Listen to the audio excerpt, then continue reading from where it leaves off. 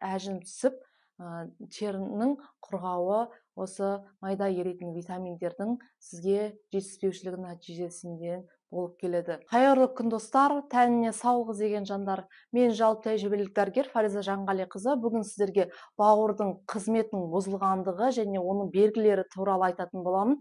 Видеоны соңына дейін көріңіздер.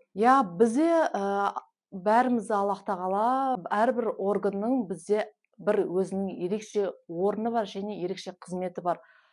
Біздің ең ерекше және қызметі ерекше органымыз ол бауыр болып келеді. Ағзада бауырдың қызметінің біреуінің бұзылуы нәтижесінде ағзада көптеген өзгерістерге, ауруларға алып келуі мүмкін. Сол себепті біз бауырдың сізде бұзылысы бар ма және оның қандай белгілері туралы айтатын боламын. Ол бірінші бауырдың қызметінің анық бұзылғанының көрінісі, яғни оның анық емес дейтін белгілері болады. Анық түріне, яғни ол өзіңіздің көзіңізбен көресіз, ол көздің сарғыштығы болуы мүмкін, және де жалпы қан анализінде ALT, AST ферменттерінің жоғарылағын көресіз, және УЗИде бауырдағы өзгерістер бар екенін көруге болады.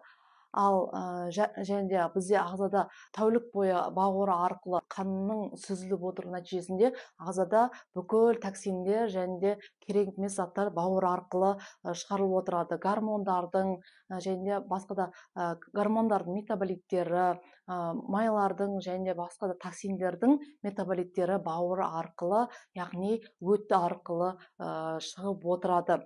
Сол себепті оның бір қызметінің бұзылысы көптеген өзгерістерге алып келеді. Ал бауырдың негізгі қызметтеріне келетін болсақ, ол бірінші детоксикалық қызмет атқарады, яғни ағзадағы токсиндерді шығарады. Сіз қанша жерден сорбенттерді ішкеннің өзінде, егерде сіз бауырдың қызметін қалпына келтірмесеңіз, онда ол токсиндер организмнен шықпайды, ол қанда айналып жүреді және ағзаны улайды. Ал егерде бауырдың қызметін сіз қайтадан қалпына келтіретін болсаңыз, бауырға қызметін дұрыс жұмыс жасауына көмектесетін болсаңыз, бауыр өз-өзін қайтадан қалпына келтіріп алады. Екінші, бізде бауырдың негізгі қызметі ол өтті өндіру болып келеді. Яғни, егерде сіздің өтіңіз дұрыс өндірілмейтін болса, дұрыс шықпайтын болса, өндірілмейтін болса, онда ағзада токсин шықпайды. Соның нәтижесінде ағзада булану болады, яғни токсиндер шықпаған соң. Келесі, бауырдың қызметі ол қанның түйіршіктерінің қорға жинайтын орган болып келеді. Және келесі, ол ағзада белок, май және де көмірсу алмасуының, яғни көмірсулардың метаболизмі жүретін негізгі орган болып келеді. Келесі қызметі ол ағзада майда ыдырайтын витаминдерді және де В12 витаминін қорға жинайды. Айқын көріністерін айттым, енді айқын емес көріністер. Бірінші, ол ағзаға бөртпелер шығады. Терге бөртпелер шығады. Ол бөртпелер кез келген жерде орналасуы мүмкін. Ол, яғни ағзада бауыр дұрыстап қызметін атқармай, токсиндерді шығара алмай жатыр деген сөз. Яғни токсиндер шықпаса өт арқылы, онда бізде токсиндеріміз тері арқылы шығады. Яғни ол қандай да бір жолмен шығу керек қой токсиндер. Сол себепті тері арқылы шығады. Яғни ағзада сіздің теріңізде бір акне или қандай да бөртпе болатын болса, онда сіздің бауырыңыздың өз қызметін дұрыс атқара алмай жатыр деген сөз. Ол басқа да лимфа жүйесіне де, бүйректің қызметінен де болуы мүмкін бөртпелер, бірақ негізгі ол бауырдың қызметінің бұзылуына болып келеді. Келесі белгісі ол бетте және де қолда қоңыр пигменттер, оны немесе бауырдағы, немесе кәріліктағы деп те атайды. Сол бауырдың қызметін дұрыс атқармай жатқаны, әсіресе бауырдың биохимиялық өзгеріс жүріп жатыр деген сөз, яғни биохимиялық түрде қызметін атқара алмай жатыр. Бауырда осы қарасы ALT, AST нормада болуы мүмкін. УЗИде бауырдың ешқандай өзгерісі жоқ деп көрсетуі мүмкін, бірақ ол биохимиялық түрде бауырда бұзылыс жүріп жатыр. Келесі, бауырда майда еритін витаминдер ыдырайтындықтан бізде осы майда еритін витаминдер ыдырамағандықтан ағзада теріде құрғауы, бет, қолдың беттің терінің құрғауы және де өкшенің де құрғауы жүреді. Яғни терге тез әжім түсіп, терінің құрғауы осы майда еритін витаминдердің сізге жетіспеушілігі нәтижесінде болып келеді. Сол себепті, егер де теріңіз құрғақ болса және де тез әжім түсіп жатса, онда бауырдың қызметіне аса қатты мән беріңіз. Егер де бауыр токсиндерді шығармаса, онда сіз таңертең шаршағыш болып тұрасыз. Яғни келесі белгіміз осы шаршағыштық болып келеді. Таңертең сіз бір кешке жақын кеш ұйықтағандай немесе ішімдік ішкен сияқты демалмаған күйде тұратын болсаңыз, онда сізде бауырдың қызметі дұрыс атқарылмай жатыр, яғни токсиндерді дұрыс шығармай жатыр дегенге сүйенсек болады. Ал келесі, бауырда эстрогеннің метаболизі жүрмегендіктен ағзада эстрогеннің деңгейі көтеріледі. Соның нәтижесінде киста, миома және де аналық бездегі кисталар және сүт безінің фиброзына алып келуі мүмкін. Сол себепті бұндай эстроген доминантты ауруы бар әйелдер өзінің бауырының қызметіне аса мән беруін айтар едім. Келесі, бізде тағы да айқын емес белгілеріне келетін болсақ, онда айқын емес белгілері теріде, денеңізде қызыл нүктелердің пайда болғанын байқасаңыз болады.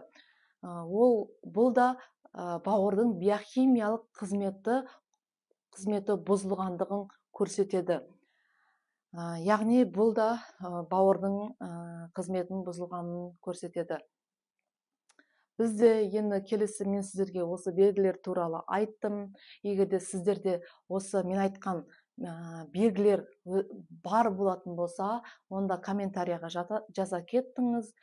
Қай белгісі сізде бар екен, ол қашан пайда болды, және де сіз соған байланысты ем қолданып жүрсіз бе, соны да жаза кетіңіз. Енді біз белгілері туралы айттық, қызметі туралы айттық. Бауырдың қызметі бұзылғандығын анықтайтын анализдерге келетін болсақ, онда бауырдың және де өт қабының ультрадыбыстық зерттеуін жасау керек. Екінші химиялық анализден ALT, AST және билирубинге қарау керек. Келесі, жалпы қан анализін тапсырып, және эритроциттердің тұну жылдамдығы және де СРБ-ге қарау керекпіз. Осымен біздің видеомыз соңына жетті. Мен сіздерге барынша түсіндіруге тырыстым. Мен бұл ақпарат сіздерге пайдалы болды деген үміттемін. Сіздерге қандай да бір пайдасы болса, мен өте қатты қуанамын. Осымен видеомыз соңына жетті. Ұнаған болса, подписаться батырмасын басыңыз, лайк қойыңыз, комментарий жаза кетіңіз. Және де осы тақырып қызық болса, өздеріңіздің достарыңызбен, жақын туыстарыңызбен бөлісе кетсеңіз болады. Мен қуанып қалар едім. Мен сіздермен қоштаспаймын. Келесі видеода кездескенше амандықта жүздесейік. Бүгін сіздерге бауырды қалай қайтадан қалпына келтіреміз, сол туралы айтатын болмағым. Видеоны соңына дейін көріңіздер. Бізде ағзада детоксикация қызметін атқаратын, яғни ағзадағы бүкіл токсиндерді, аллергендерді шығаратын негізгі органымыз ол бауыр болып келеді. Бауыр жақ қабырға астында орналасқан, ал бауырдың жасушаларын біз гепатоцистер деп атаймыз. Бауыр детоксикация қызметін атқарады, яғни бауырдың жасушаларында гепатоцистерде детоксикация процесі екі фазамен жүреді. Ол бірінші фазасына келетін болсақ, яғни ағзаға қандай да бір токсиндер, аллергендер, қорытылмай қалған тамақтың қалдықтары және де улы заттар қабыну процесінің өнімдері қаннан бауырға түсіп, соның нәтижесінде ол күрделі заттарды, яғни мысалы күрделі зат деп, күрделі затты біздің жай затқа айналдырады, яғни оның шығуға, ағзадан шығуына ыңғайлы ететіндей. Яғни мына күрделі затымыз, ол біздің күрделі затымызды осылай ыдыратып, соның нәтижесінде мынандай кішкене затқа айналдырады. Яғни осы зат бізге шығуға ыңғайлы болып келеді. Бауырдың жасушалары, гепатоциттер өтті өндіреді, ал осы өт арқылы, жай затымыз өт арқылы шығарылады. Сіздерге мысал ретінде адамға негізі визуальный түрде қарағанда, яғни көзбен көргенде жақсы сақталады. Біздің мына гепатоцит деп айтатын болсақ, ал мынау гепатоцитіміз мынау болатын болса, ал мына бір жағы артерия, мына жағы, екінші жағы ол өт түтігі болып келеді. Яғни осы гепатоцитна қаннан келген заттарды ыдыратып, өт түтігі арқылы ол жалпы өт түтігі, бауырдың түтіктері бәрі жиналып, бұл бір гепатоцит, сол барлық гепатоциттердің түтіктері жиналып, оң жақ, сол жақ түтікті құрайды, жалпы бауыр түтігін құрайды, және де ол жалпы бауыр түтігі өт қабына барып құяды. Өт қабындағы түтік ол шығып 12-лі ішекке барып құйып, соның нәтижесінде ағзада жиналған токсиндеріміз солай шығып отырады. Келесі біздегі бауырдың қайтадан қалпына келтіру процестері ол үш этаптан тұрады. Бірінші, ол біз негізі бауырдың гепатоциттерін қайтадан қалпына келтіру керек. Яғни осы гепатоциттердің жұмысы жақсы жұмыс істейтін болса, онда қан арқылы келген, қан тамыры арқылы келген кез келген токсиндерді, аллергендерді, улы заттардың бәрін өт арқылы біз 12 ішегі арқылы шығарып, ағзадан шығарып отырамыз. Егер де осы гепатоциттерді өндірген өттің консистенциясы қандай? Ол өт сұйық түрде болу керек, сұйық түрде жақсы шығып отыратын болса, ол ағзадан тез шығады. Ал егер де өттің осы жерде өт түтігі арқылы өттер дұрыс шықпайтын болса, көп адамдарда өттің іркілуі болады. Өт іркілгендіктен соның нәтижесінде токсиндер шықпайды. Токсиндер шықпағаннан кейін ағзада қан айналымда, лимфа жүйесінде және де майлы тіндерде токсиндерді жинап, ағзада улану процесі, интоксикация процесі жүреді. Яғни адамда бас ауруы, әлсіздік және апатия болуы мүмкін. Яғни ештеңеге зауқы болмайды, ештеңе жақсақысы келмейді деген секілді. Келесі айтатынымыз, өттің сұйық түрде болу керек, яғни өт жақсы өндіру керек. Өт қабында тас қашан жиналады? Яғни осы гепатоциттерден өндірілген өттің консистенциясына байланысты. Егер де сұйық болатын болса, ол тез шығады.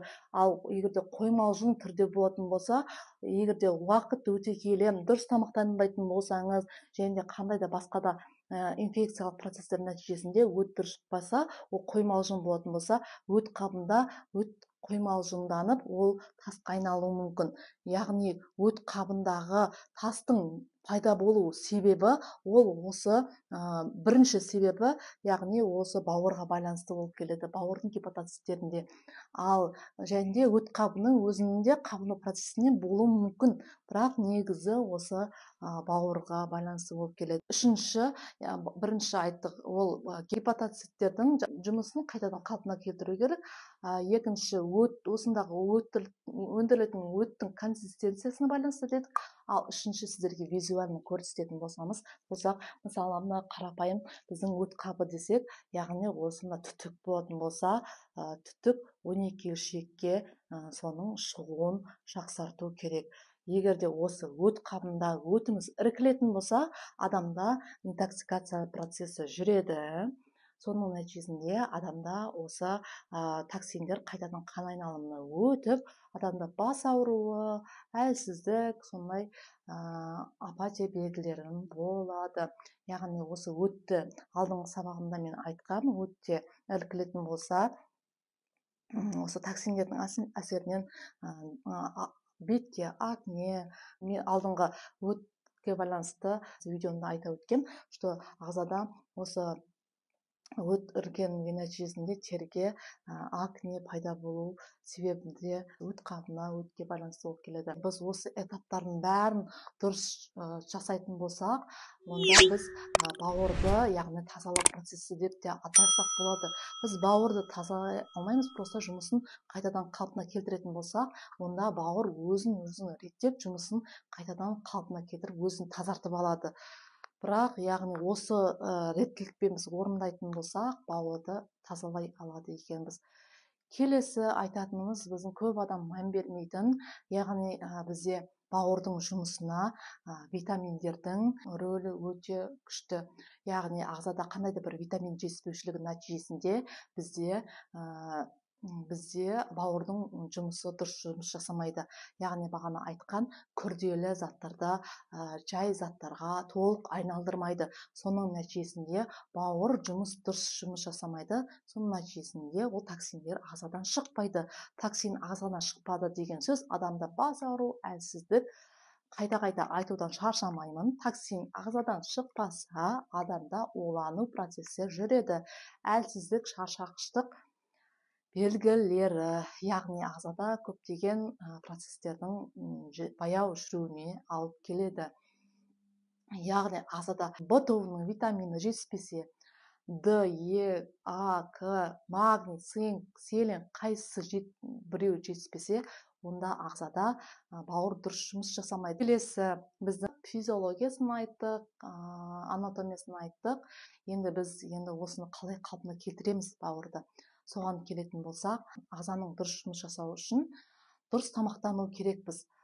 Ал дұрыс тамақтану дегеніміз, яғни сіз майлы, қуырылған тамақтарды аз қолдану және тәтті шоколад, печенье секілді тез дайын болатын тағамдарды қолданбау керексіз, барынша қолданбау керексіз. Мен сізге бірден қолданбай қойыңыз деп айтпаймын. Оны ақырындап дұрыс тамақтануға көшу керексіз.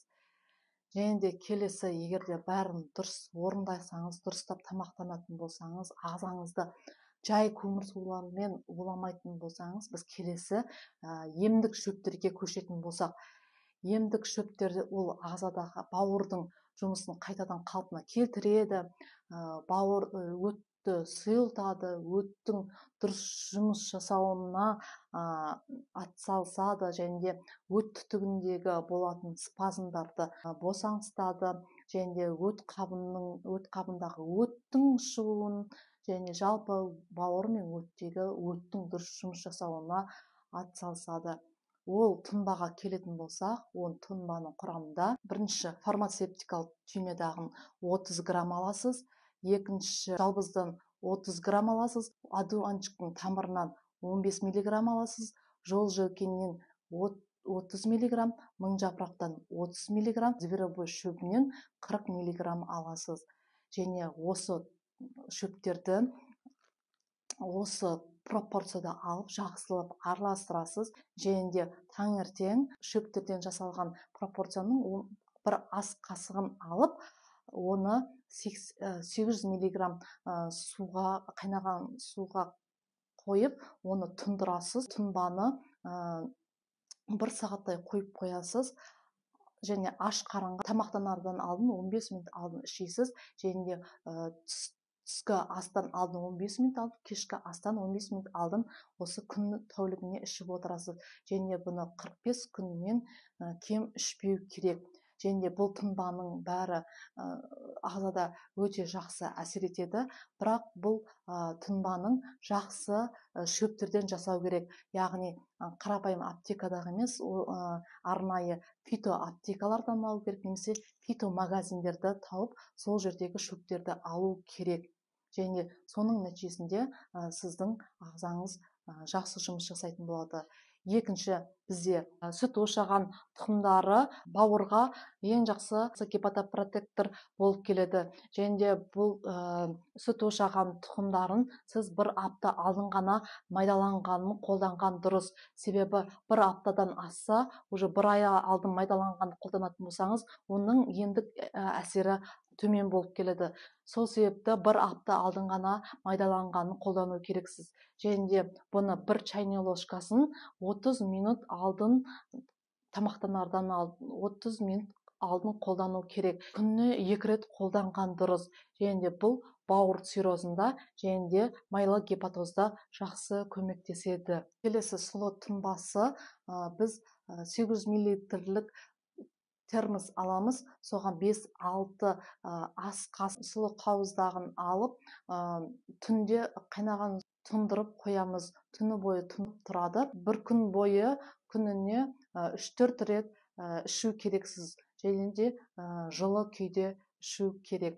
Келесі, рибамаб дейтін дәрілік препаратты 2 таблеткадан күніне 2 рет 45 күннен кем ішпеу керек. Майлы гепатозда және де өт қабы ауруларында жақсы көмектеседі. Осы барлық тұнбаларды ішетін болсаңыз, өт және өт қабы ауруларының алдын аласыз және емдейсіз. Келесі, біз дефициттерге, яғни бүкіл жетіспеушіліктерді болдырмау керекпіз. Және де керек болса, витаминдердің жетіспеушілігін анықтайтын анализдерді тапсырып, және де бүкіл витамин группа В, Д, Е, А, К витаминдерінің жетіспеушілігі болса қалпына келтіресіз.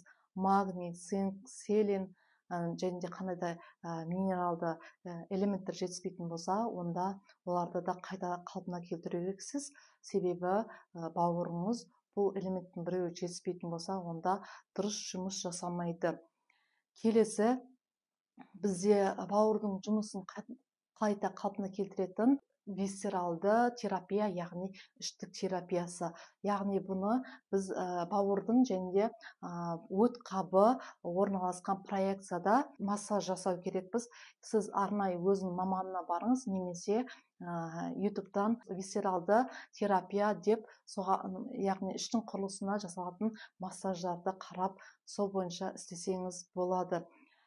Келесі, бізде ағзада көптеген осы қалпына келтіру терапиясы жүріп жатқандықтан, ағзада токсиндер көп мөлшерде шығады. Сол себепті көп мөлшерде шыққандықтан бас ауру, әлсіздік болуы мүмкін. Сол себепті мен сіздерге сорбенттерді ішуді ұсынатын едім. Сорбент ретінде хитиннен жасалған аминосорбты айтатын едім. Бұны түнде ұйықтардан алдын бір чайный ложканы 1 стакан сумен ішіп аласыз. Және де соның нәтижесінде осы детоксикация процесі жүргізіліп жатқанда сізге ешқандай жанама әсері болмайды. Келесі, соңғысы, белсенді өмір сүру салтын ұстануды ұсынамын. Себебі ол қан айналымды және лимфа жүйесін ғана жақсартып қоймай, өттің шығуын да жақсартады. Осымен біздің видеомыз соңына жетті. Егер де видео ұнаған болатын болса, подписаться батырмасын басыңыз, лайк қойыңыз, комментарий жаза кетіңіз. Мен сіздермен қоштаспаймын. Келесі видеода кездескенше амандықта жүздесейік. Бүгін сіздерге көп адамды қазір мазалап жүрген жөтел туралы айтқым келіп тұр. Видеоны бастамас бұрын подписаться батырмасын басып, лайк қойып, комментарий жаза отырыңыз. Сонымен бастаймыз. Бірінші, жөтел дегеніміз қорғаныш рефлекс болып келеді. Яғни біздің ағзамызға пайдасын тигізеді. Яғни ағзадағы тыныс жолдарындағы артық қақырықты, артық сілекейді сыртқа шығару қызметін атқарады. Яғни ол бронх қуысындағы, тыныс жолдарындағы тыныс ауаның өтуіне ыңғайлы жағдай жасайды. Біздегі жөтелді тудыратын жоғары тыныс жолдарының вирусты аурулары болып келеді. Яғни вирустардың әсерінен бізде ағзада қабыну процесі жүреді, және де сол қабыну процесінен бөлінген қақырықты сыртқа қарай шығару қызметін атқарады. яғни бізде ағзаға вирус түседі, яғни жоғарғы тыныс жолдары арқылы. Соның нәтижесінде мұрында қабыну процесі жүреді, ол ринит түрінде көрінеді. Ал төменгі аймақта, яғни содан кейінгі жұтқыншақта ринофарингит дейміз, яғни мұрын жұтқыншақ аймағында қабыну процесі болады, немесе ауыз жұтқыншақ аймағында қабыну процесі болады. Соның нәтижесінде ағза бізге вирус түскеннен кейін оны жою үшін иммунитет түзіледі, яғни антидене бөледі. Былай түсінікті тілмен айтқанда, бізге жау келді, яғни сол жаумен соғысқан кезде шаң түзіледі. Сол секілді ағзаға вирус енді, ағзаның антидене келеді, екеуі шайқасады. Шайқасу нәтижесінде бізде, яғни күресу нәтижесінде бізде сол аймақта қызару пайда болады, ісінеді.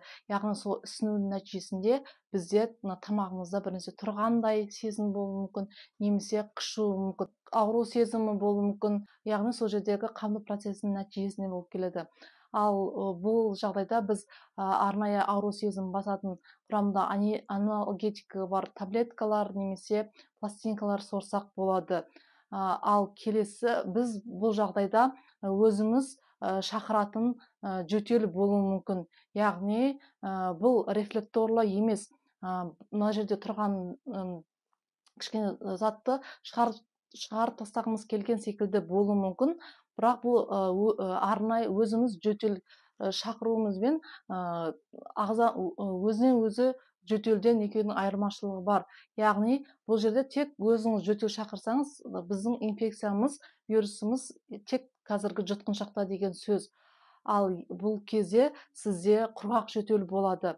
Яғни құрғақ жөтел болса, бізге ол пайдасыз. Яғни ол жердегі ешқандай да қақырық жоқ, оны біз шығармаймыз. Сол себепті бұл жағдайда біз жөтелді басу керекпіз.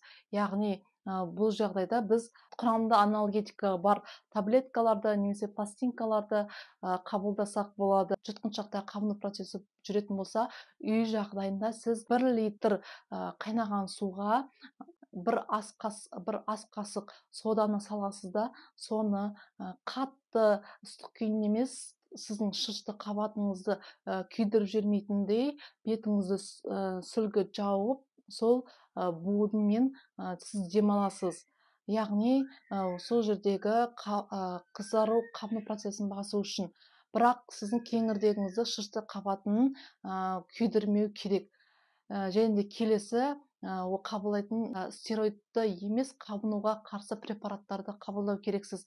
Яғни ибуфен секілді, парацетамол секілді, соның аналогтарын қабылдасаңыз болады. Антигистаминдерді қабылдасаңыз болады. Антигистаминдер тек аллергияға қарсы әсерінен бөлек, кішкене болсын қабынуға қарсы әсер етеді. Егер де негізі ауырған адам үйде отыру керек, басқа адамдарға жұқтырмау үшін және толық жазылу үшін. Ал антигистаминдер ұйқыны келтіреді. Сол себепті егер де сіз жол жүретін болсаңыз, онда антигистаминдердің соңғы поколениедегі дәрілерін қабылдағаныңыз дұрыс. Келесі үй жағдайында аяғыңызды жылы ваннаға салатын болсаңыз, ол яғни аяқтағы точкалар өкпенің қан тамырларын кеңейтіп, және де лимфа тамырларын да кеңейтіп, иммундық жүйенің күшеюіне, яғни иммундық заттардың келіп, ағзадан лимфа тамырлары арқылы токсиндердің шығара алып кетуіне әсер етеді. Яғни аяқта өкпенің тамырларын реттейтін точкасы бар. Сол себепті егер де далада аяғыңыз суықтап қалса, өкпеңіздің суықтап қалғаны немесе жөтелуіңіз да осы өкпенің тамырларының суықтап қалуына алып келуіне болады. Және де осы құрғақ жөтел кезінде горчичник қолданып жатамыз. Горчичникті біз тек құрғақ жөтел кезінде қолдансақ болады, яғни жұтқыншаққа ауырған кезде. Себебі ол ауындырушы терапия ретінде, яғни біздің ағзамызды басқа нәрсеге ауындырушы. Құрғақ жөтелді ағзаға, миға басқа жақтан бізге қауіп-қатер келген секілді, осы горчичниктің жылуына ағзамыздың соған қарай бұрамыз. Яғни отвлекающий, ауындырушы терапия ретінде қолданамыз. Ал былайша оның ешқандай да пайдасы жоқ. Тек сол мақсатта ғана қолданамыз. Келесі, біз көбіне жөтелген кезде, суықтап қалған кезде баняға түсіп ағзамыздағы суықты кетіреміз деп ойлаймыз, бірақ қателесеміз. Себебі біздің ағзамыз қорғаныш ретінде тек осы инфекцияны тек түскен жерінде ғана сақтап, оны басқа жаққа тасымалданбау үшін сондай қорғаныш қызметін атқарады. Ал егер де баняға түсетін болсаңыз, сізде бүкіл аймақтағы қан айналым жақсарады да, соның нәтижесінде біз вирус инфекцияны басқа бөліктерге де тасымалданып, сізде жай тамақпен аурумен ғана кететін вирус инфекцияның бронхитке немесе жай бронхитпен бітетін нәрсені пневмонияға алып келуіңіз мүмкін. Сол себепті жай мұрныңыз бітелгеннің өзінде сізге баняға баруға болмайды.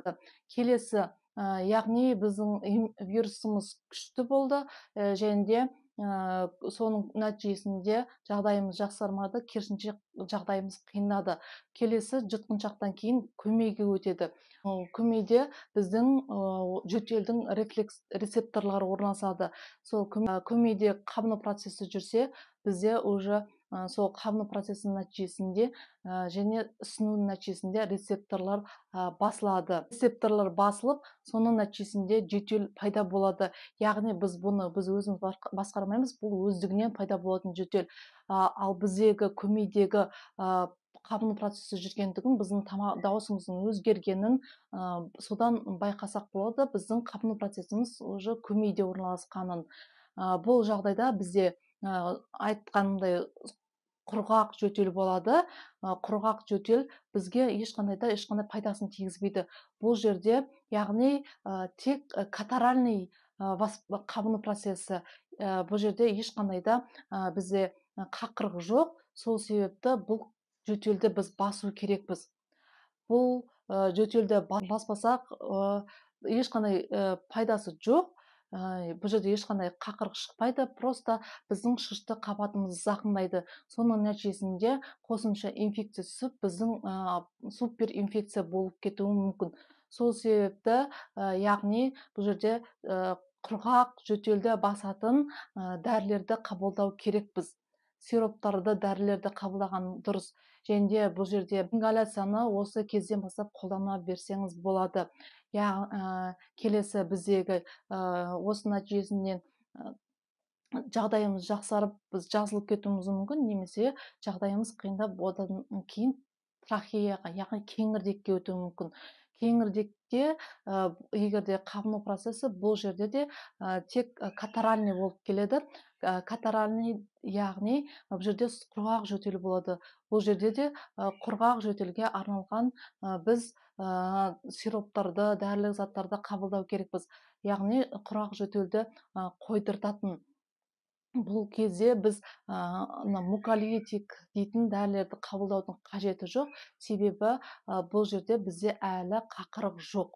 2 күнде жағдайыңыз жақсармаса, сіздің жөтеліңіз төмендемесе, яғни трахеяда екенін, кеңірдекте қабыну процесі екенінің көрсеткіші, ол түнде жөтелетін болсаңыз, күндіз арада жөтелетін болсаңыз, және де сырттан ішке кірген кезде, іштен сыртқа шыққан кезде жөтелетін болсаңыз, онда сізде трахея кеңірдекте қабыну процесі жүріп жатыр деген сөз.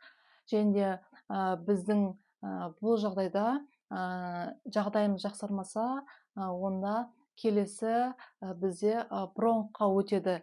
Яғни бұл енді біз бронхқа өткізбеу үшін біз арнайы муколитиктерді қабылдау керекпіз. Осы катаральныйдан кейін бізде эксудативті қабыну процесі жүреді. Яғни бұл жерде катаральды тек қызарған болса, ал эксудативті, яғни ол жерде қандай бір қабыну процесі нәтижесінде қақырық бөлінеді. Яғни қақырықтың слиз түрінде немесе іріңді түрде болуы мүмкін. Яғни слизді түрде болып, оны біз сыртқа қарай шығару керекпіз.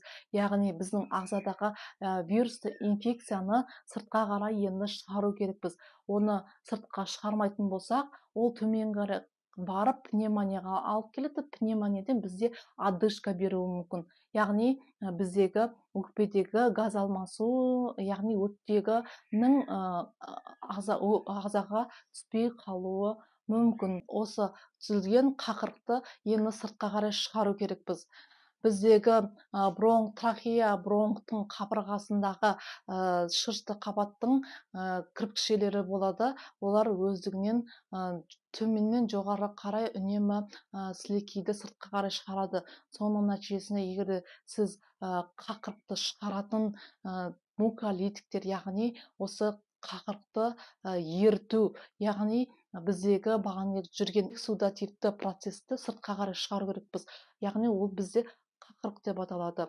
Қақырық егерде ақшыл түсті болатын болса, онда ол вирусты инфекция нәтижесінде болады. Ал егерде ол іріңді, яғни сары жасыл түсті болатын болса, онда бактериялы инфекцияның әсерінен болып жатыр деген сөз. Сол себепті біз егерде біздің шығып жатқан қақырығымыз ақшыл түсті сілемейлі болатын болса, онда бұл жерде антибиотик қабылдаудың қажеті жоқ. Бұл жерде біз арнайы қақырықты шығаратын, яғни муколитиктерді қабылдау керекпіз. Оның, яғни муколитиктердің ішінде ацетилцистеин дейтін құрамында бар дәрілік заттарды қабылдау керекпіз. Ол ацетилцистеин біздегі қақырықтарды жақсы шығарады және антиоксидантты әсер етеді. Антиоксидантты деген, яғни біздегі кез келген қабыну процесі бізде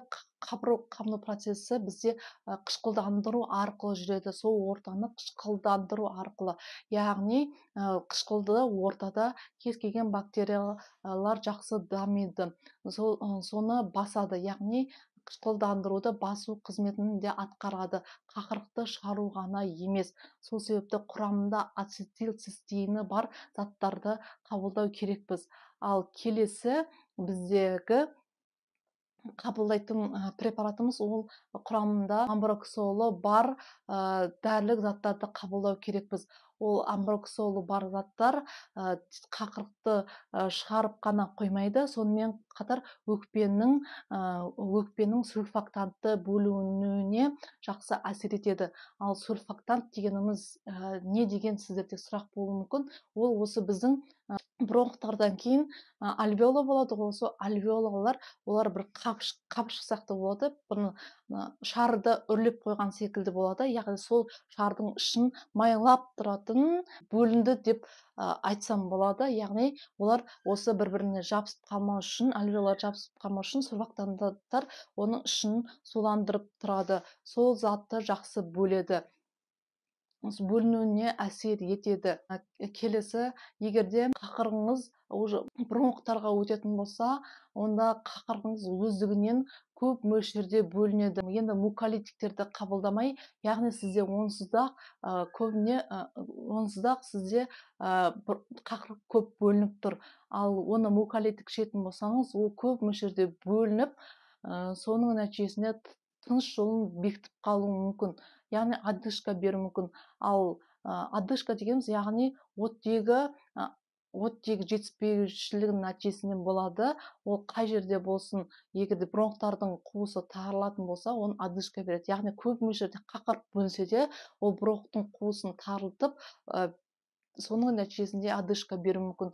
Егерде қақырық сізде өздігінен бөлініп жатса, яғни сізге қақырық бөлу қиын болмаса, онда сіз муколитик ішпесеңіз болады. Сізге просто отхаркивающий, яғни қақырықты шығаратын, муколитик ертетін, яғни қақырықтың шықпай жатса, соны ертіп шығару, отхаркивающий ол қақырықты, яғни қақырық шығаратын. Яғни сізде бронхит кезінде қақырық өзінен шығып жатыр, жақсы шығып жатыр, соны шығаратын, отхаркивающий, екеуінің айырмашылығы.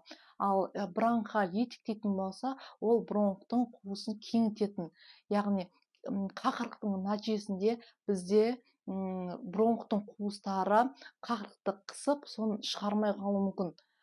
Яғни спазм болып қалуы мүмкін. Соны кеңейтетін, бронхтардың қуысын кеңейтетіндерді бронхолитик деп атаймыз. түсінікті болды деп ойлаймын. Муколитик қақырықты ерітетін, отхаркивающий ол қақырықты сыртқа шығаратын, бронхилитик ол бронхтың қуысын кеңітетін. Келесі, егерде сізде қабыну егерде жағдайыңыз осыдан кейін жақсарып кетуі мүмкін, яғни жазылуыңыз мүмкін, немесе сіздің жағдайыңыз қиындап, яғни қайтадан сізде температура беретін болса, жағдайыңыз қиындап, жөтеліңіз күшейіп, тағы да температура беретін болса, онда сізде пневмония дамыды деген сөз. Ал біздегі егерде өкпеде қабыну процесі жүретін болса, сіз жөтелмеуіңіз де мүмкін, себебі біздегі бронхтың соңғы аймақтарында, яғни бронхиолаларда, яғни кішкене калибрлы мөлшері кішкене бронхтарда рецепторлар болмайды, жөтелетін рецептор болмайды, және де өкпеде болмайды. Сол себепті кейде өкпеде қабыну процесі жүріп жатуы мүмкін, яғни пневмония, бірақ адам өзін жөтелмей жақсы сезініп жүруі мүмкін.